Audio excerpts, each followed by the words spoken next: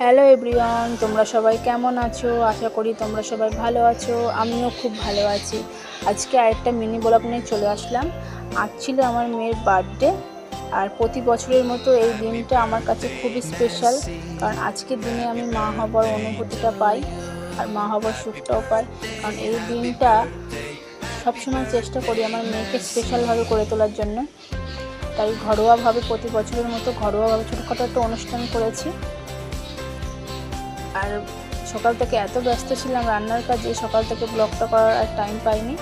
আর পাশে ওটা আমার দিদির বড় মেয়ে আর ছোটো মেয়ে ছিল আমার কাছে। এটা আমার জামাইবাবু খাওয়ার আগে যে আশীর্বাদ পর্বটা থাকে সেই আশীর্বাদটা করছে। আর এই রান্নাগুলো প্রতি বছরের মতো আমি রান্না করে আমার মেয়েকে খাওয়াই। আর এটা ওর মামা ওর ভাগ্নিকে আশীর্বাদ করছে।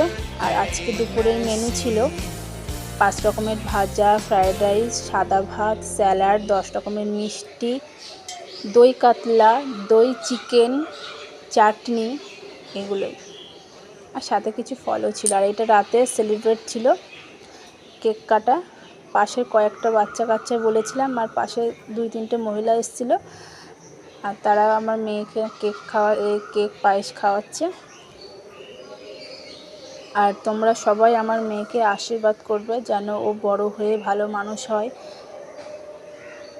আর আমার ভিডিও যদি তোমাদের ভালো লাগে, আমার ভিডিওতে লাইক, কমেন্ট আর শেয়ার করবে। আর যদি ইউটিউব পেজ থেকে দেখে থাকো তাহলে আমার চ্যানেলটিকে সাবস্ক্রাইব করে দেবে।